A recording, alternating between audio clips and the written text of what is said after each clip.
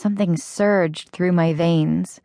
A warm rush, a high, and then exquisite release. I stretched out my arm and admired my newfound craft. A perfect red letter, L. It seemed only natural to discuss it with her, and just as normal when she responded. What do you think? Pretty, isn't it? Little poppies. Little hell flames. Do you like it? No, you're a freak. Better do what I say or I'll tell. Footsteps padded above me and stopped at the door. Someone was listening. I shoved my tools in the drawer and switched off the lamp. I sat still and silent, trying not to move or even breathe, willing myself invisible. When I was a little girl and people asked me what I wanted to be when I grew up, I said what everybody else said, a full-time pioneer. That's what we were all supposed to be, obedient brothers and sisters who spent all their time going from house to house, knocking on doors, spreading the Armageddon virus. The people would smile and nod in approval at me, then at my parents, then back at me, their joyous, two bright heads bobbing in a sea of Pharisees. At the meetings, Tuesday nights, Thursday nights, and Sunday mornings, I would sit down, cross my legs, smooth my skirt, and open the latest issue of The Watchtower. We'd all read it together and answer questions about it, sing some songs, and pray. I thought it would be like this until Jehovah took over and killed everybody else off and gave us, the loyal sheep on the right hand of God, eternal life in paradise on earth.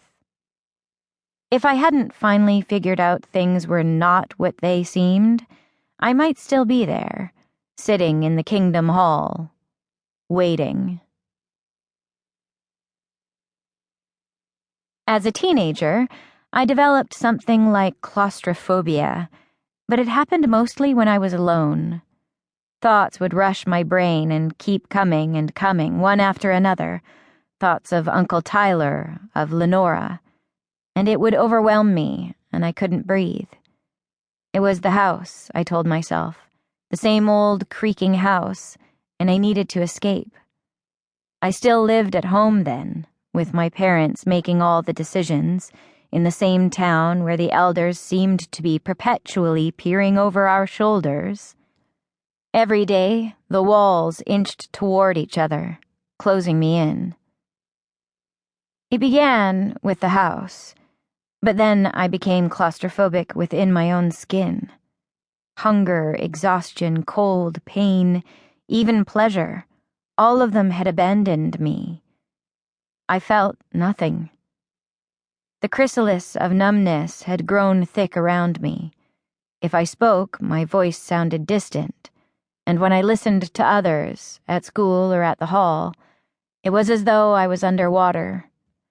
If my parents forced me to eat, I picked at the pasta or grilled cheese on my plate, but I tasted nothing. That was just as well. I had also developed a paralyzing fear of throwing up.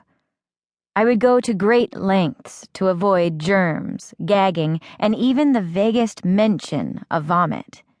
Sometimes I would dream that I was about to throw up, and I would jolt awake just in time, shivering and panicked. Then I would recede back into numb immobility. I was a prisoner in my own body, trapped no matter where I was or what I was doing. I started to wonder if I even existed anymore. One fall day at school, I sat and alternately stared at the teacher or down at my books while I pinched the insides of my arms. Purple bruises blossomed. By 3 o'clock, I had 4 of them on each arm, evenly spaced apart. I started to feel more alert then, and by the time I got home, I'd come up with a way to get outside of the haze of myself, to escape the thick fog around me, and find her, my sister, and bring her back home.